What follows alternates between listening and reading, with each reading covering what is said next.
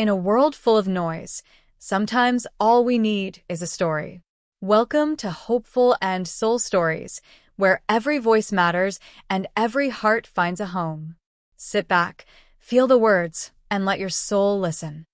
The grand ballroom of the Meridian Hotel sparkled beneath crystal chandeliers.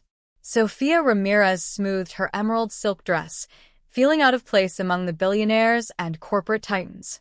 She'd only come because Diego, her colleague from the art gallery, had insisted he needed a date. "Stop looking nervous," Diego said, handing her champagne. "You belong here as much as anyone." "I curate art for small galleries," Sofia replied. "These people buy entire museums before breakfast." Across the ballroom, Julian Blackwood stood discussing market trends, but his attention had been captured by the woman in emerald. There was something about her. She observed everything with curious, intelligent eyes rather than gliding through the room like she owned it. "Julian, are you even listening?" his associate Catherine asked. "Excuse me," Julian said abruptly. "I need to make a call." He didn't need to make a call. He needed to get closer to that woman before this irrational feeling consuming him drove him mad. Julian Blackwood didn't do irrational. Yet here he was, crossing the ballroom like a man possessed. Sofia felt someone watching her. She glanced up, and her breath caught. A tall man with dark hair and striking gray eyes was looking directly at her with unsettling intensity. "Who is that?" she asked Diego quietly. "That's Julian Blackwood, the billionaire tech CEO, worth about $20 billion. He looks angry," Sofia observed as Julian approached them. "Good evening," Julian said, his voice rough. "I'm Julian Blackwood."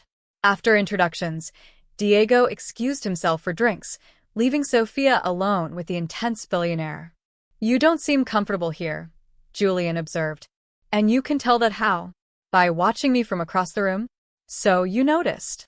Hard not to when someone stares like they're memorizing your face," Sofia said, crossing her arms. "Is there something you wanted?" "I wanted to know who you were. And now I'm wondering why you came here with him." "That's absolutely none of your business." Julian stepped closer. "Tell me you don't feel this connection between us. Tell me I'm imagining it." "You're imagining it," Sofia said, though her heart pounded. "I don't even know you." "Then let me change that. Have dinner with me tomorrow night." Before she could respond, Diego returned. After awkward small talk, Diego suggested they dance. As they waltzed, Sofia could feel Julian's eyes following her every movement. "He wants you," Diego said. "I've never seen Julian Blackwood look at anyone like that." "I don't care what he wants," Sofia insisted, though her voice lacked conviction. Julian watched them dance, jealousy intensifying. He wanted to be the one holding her, making her smile. This was insane. Julian Blackwood didn't get jealous over women he'd just met. When the song ended, Julian crossed the dance floor. "May I?" he asked, extending his hand. After a hesitation, Sofia nodded. Julian pulled her into his arms, and the world seemed to shrink. "You're angry," Sofia observed. "Yes." "Why?" "Because I've been watching you all night with him, and it's driving me crazy," Julian admitted. "Because I can't stop thinking about you, even though we just met. Because you're here with another man, and I want you to be here with me. You don't even know me." "I know enough," Julian said intensely. "There's something between us, whether you want to admit it or not." "Are you jealous?" Sofia asked suddenly. Julian's jaw tightened. "Yes." "Furiously, irrationally jealous of a man I don't even know, simply because he made you smile." The raw honesty hung between them. "Have dinner with me," Julian said again, but this time it was a request. "Please, Sofia." Against all logic, Sofia heard herself say, "One dinner." Julian's face transformed, a genuine smile breaking through. "One dinner," he agreed, knowing it wouldn't be enough. The next evening, Julian took her to an intimate restaurant with a garden view. Over dinner, their conversation flowed naturally from art to philosophy to their deepest dreams. "Tell me about yourself," Julian urged. "The real story." Sofia opened up about growing up in Barcelona, her painter mother, her love of art, her move to pursue opportunities at the Castellano Gallery. "Your turn," Sofia said. "Tell me about Julian Blackwood." The real version. After a long pause, Julian spoke carefully. I grew up poor. My mother worked 3 jobs. My father left when I was 6. I taught myself to code at 12, started my company at 23, and never looked back. And your mother? She lives in a house I bought her in the countryside. She finally retired last year. She keeps trying to get me to settle down. Smart woman, Sophia smiled. She would like you. You're stubborn enough to handle her. I haven't agreed to meet your mother. Not yet, Julian said with certainty. But you will. They talked until the restaurant closed. When Julian drove her home, neither wanted the night to end. I want to see you again, Julian said at her door. Tomorrow and the day after and every day after that. I'm scared, Sophia admitted. This is happening so fast. I'm scared too. Julian cupped her face gently. But I'd rather be scared with you than safe without you. I need you to know, I've never felt this way about anyone. I want to know every thought in your head. I want to be the person you call when something good or bad happens. I want all of it. That's terrifying, Sophia whispered. I know, but some things are worth being terrified for. Sophia rose on her toes and kissed him. When they finally pulled apart, both were breathing hard. Stay with me tonight, Julian said quietly. Just to talk. I have a guest room. I just don't want this night to end. Sophia found herself nodding. Okay, just to talk. They talked until dawn in Julian's impersonal penthouse, sharing fears and dreams. As the sun rose, Julian pulled Sophia closer, feeling peace for the first time in years. Colin's sick, Julian suggested when Sophia said she should leave. I can't just call in sick because a billionaire wants me to stay. Why not? I do it all the time. Sophia looked at him seriously. Julian, I need you to understand something. My work matters to me. My independence matters. I can't drop everything for a relationship. I don't want you to, Julian assured her. Your passion is part of what draws me to you. But I also want to be part of your life. We need to take this slowly. Slowly, Julian nodded. Starting with dinner again tonight. That's not slowly. Is that a yes? Sophia kissed him softly. Yes. Julian's expression grew serious. I want to date you, Sophia. Officially, exclusively. I want you to be mine. And what do I get in return? Me, Julian said simply. All of me. The good, the bad, the workaholic tendencies, the jealousy. I'll tear down all my walls for you. Promise me you'll be honest with me, Sophia said. Even when it's hard. Promise you'll let me see the real you. I promise, Julian said, taking her hands. If you promise the same. I promise. The next 3 months were a blur of discovery. They navigated their relationship with caution and abandon, learning each other's rhythms. One evening, Sophia found Julian at his office at 9 p.m., hunched over his desk. When did you last eat? She asked, setting down takeout. Breakfast, I think. Julian pulled her into his lap, burying his face in her neck. I missed you. As they ate, Julian explained the hostile takeover attempt, the difficult decisions weighing on him. You carry too much alone, Sophia observed. Why do you feel like you have to solve everything yourself?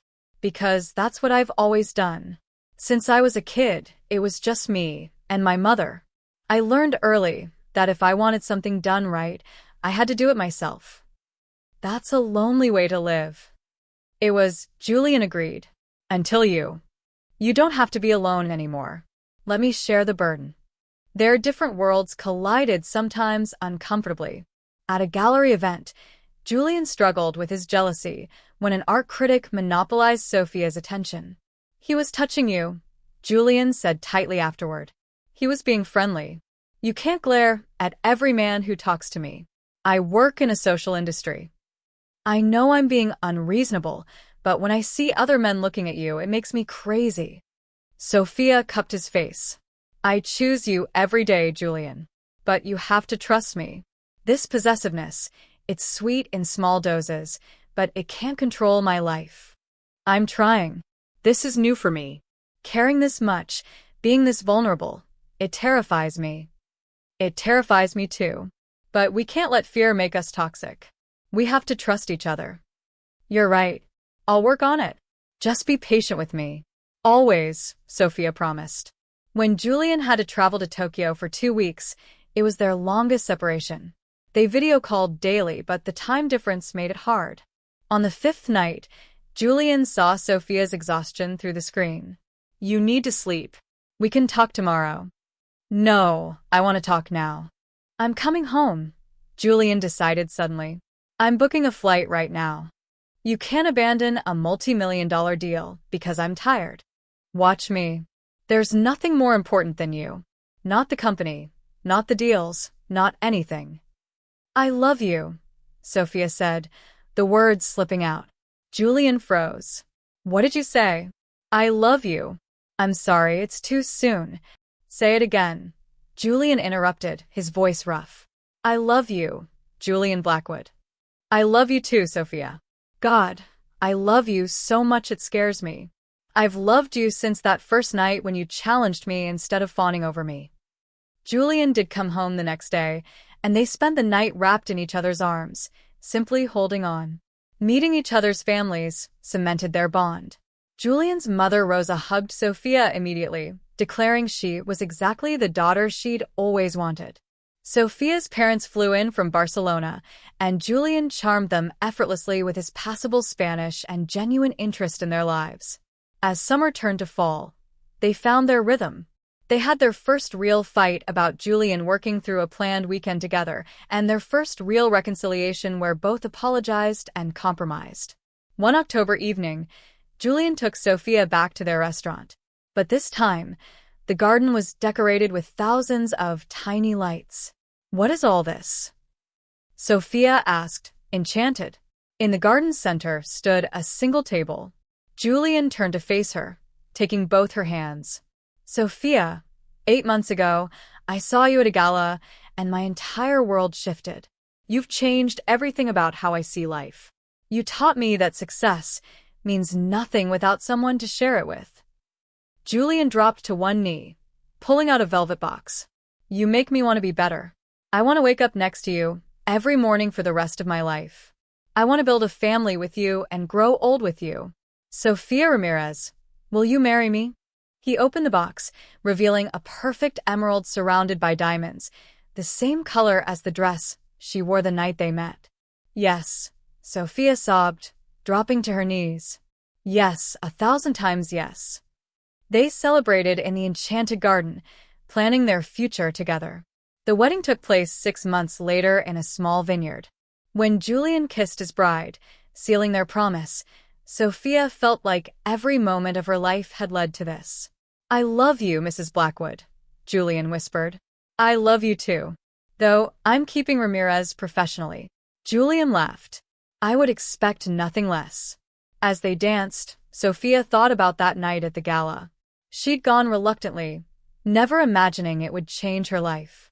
Years later, they would have 2 children, open a gallery together, and build a life richer than either could have imagined alone. On their 10th anniversary, they returned to that garden restaurant. Remember what you asked me that first night we danced? Sophia said.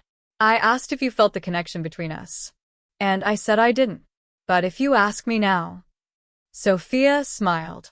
I would say that what I feel for you goes beyond connection. It's recognition.